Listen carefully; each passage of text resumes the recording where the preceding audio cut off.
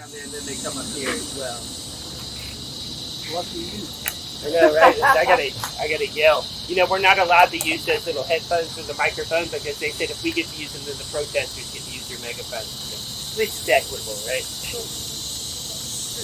Every Spanish town is going to have the same building plan. You got your central plaza, and all the important structures such as that church, the government house, and the public market are going to open up onto this plaza here. Now we passed a bunch of cannons around town. These are all iron Civil War era cannons that were installed on the fort during the Civil War. They were never fired in anger here in St. Augustine. There was never any Civil War fighting in St. Augustine. Initially, the Confederates held the town and the fort. The Union Navy came in and blockaded all of Florida's waterways, and they snuck out into darkness, except for one sergeant who got a receipt for the fort in the morning. True story. Now, you guys remember the visitor center where we started at? The guy who built the visitor center, Frederick Hendrick, also designed that little gazebo over there in the 1930s. He was an architect for the Florida East Coast Railway, who's gone into private practice here in St. Augustine. All right, let's step on over the other half of the plaza. We'll check out some stuff over there. What did you say the Union? The Union Navy came in and blockaded all of Florida's waterways. Stuck out.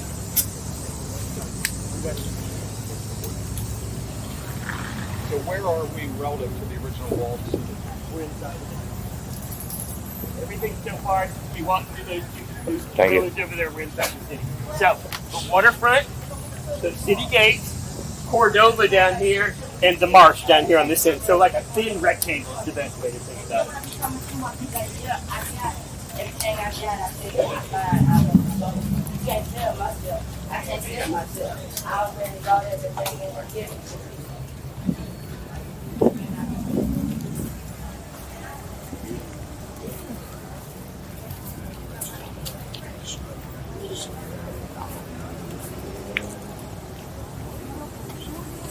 Exactamente.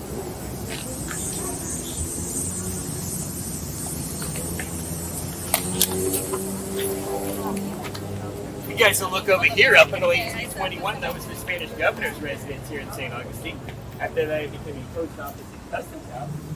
3 times in modern history, the King and Queen of Spain have addressed the citizens of St. Augustine off that balcony right there. Last time, 2015, so relatively recently. You know, before social media, newspapers, that's where you're getting your news in St. Augustine off that balcony right there. The governor or his appointee would come out of the balcony and read you news from Spain, maybe over a year old. You guys see this church over here? This church is both a cathedral and a basilica.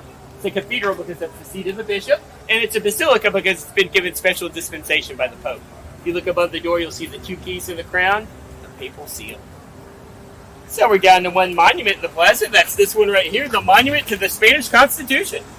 St. Augustine was one of 2 Spanish cities that after the monarchy revoked their constitution 1 year later, didn't tear down the constitutional monument. They liked what it said. It's too far away for anyone to do anything about it. And as you can imagine, they went to considerable expense putting it in. So during the American Revolution, the British were in control here in St. Augustine, and American patriots were held prisoner by the British here in St. Augustine in houses. Kind of cool, huh? All right, next let's step over to Avilés Street. We're going to wander down that way.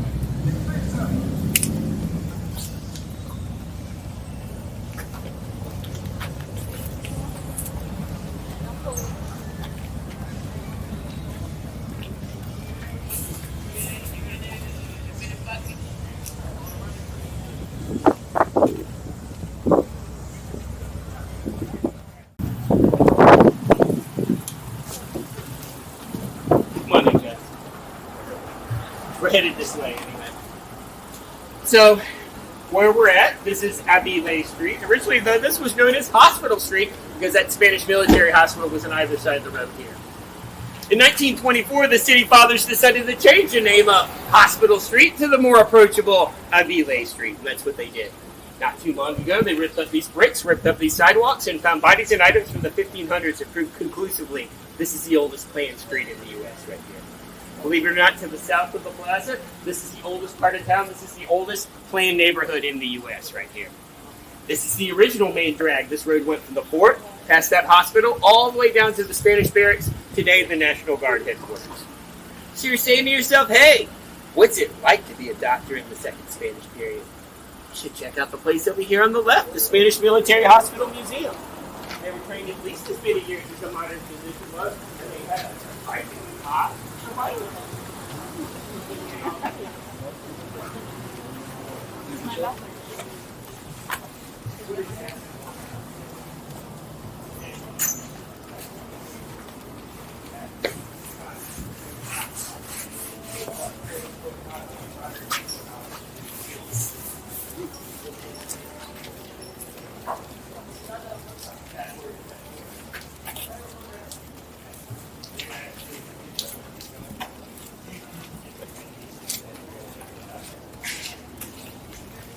Alright, let's get you guys gathered up over here. The good news is we'll get the road blocked for a little bit, right?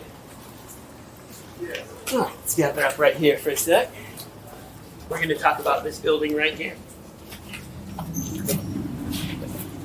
Now, you guys have probably heard of the old jail down the road, right? Well, before they moved it to its present location, it was right here. So this is the old jail. 5 cells, including one for women. Now, whenever they moved the jail down to its present location, the people that built the new old jail, the Poly Jail Company, went on to build Alcatraz after that. It was deliberately built so nice, people tried to check in there like it's a hotel, and they're like, no, you're going to do something wrong checking into this hotel. If you guys want to peek into the door, you can look up on either wall. There'll be a little window, one on either side, and that will correspond to 2 of the 5 cells that were in there originally. It's for sale today if you guys want to buy it. $1.65 million. It says don't miss this deal, so I'm pointing it out to you. It says no Bitcoin, though, so just hit it. The most recent use of this building was what? So upstairs, there's 2 fully restored Airbnbs. And the last time I talked to him, he said it's getting about $100,000 a year off the Airbnbs. And the last thing it was downstairs, and it's been a couple years, was an AD. He says he's moving to Colorado. It's locked up. Something different. Sit on down this way now, and I'm going to take you guys down now to see one of my 2 must-sees here.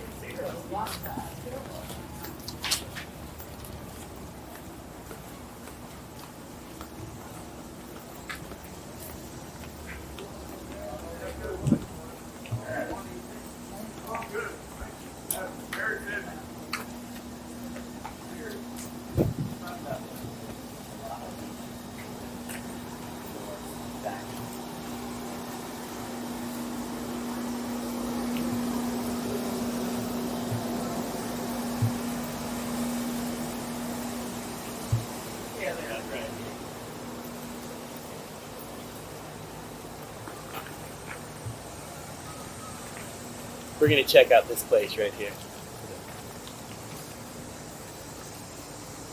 All right, we're going to gather up in front of this one real quick here. All right, come on over to this side. Yeah. So sometimes people will tell me, look, I'm in a hurry. I can only see 1 or 2 things. Just give me your 2 must-sees here in St. Augustine. This is going to be one of them right here. This is the Jimenez Patio House.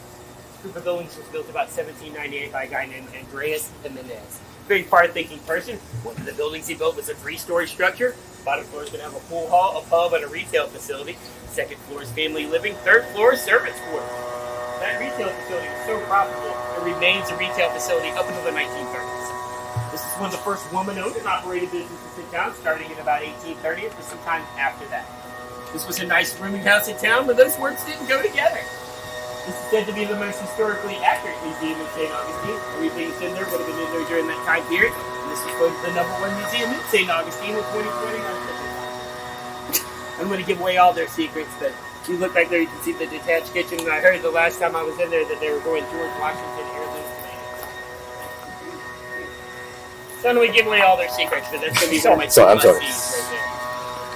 All right, let's head on down here to the corner real quick.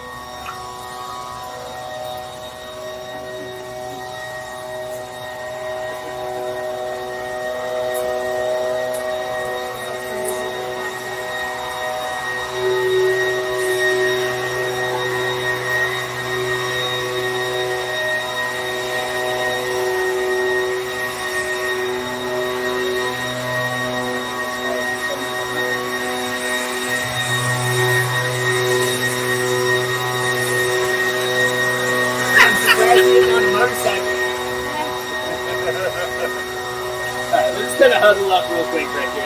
We're going to look down the way at that yellow building down here with the green balcony. That's the Father Miguel O'Reilly House Museum. It's got somebody inside known as the Hurricane Lady. In the early 1800s, the Spanish ships headed to St. Augustine. They get caught in a huge hurricane.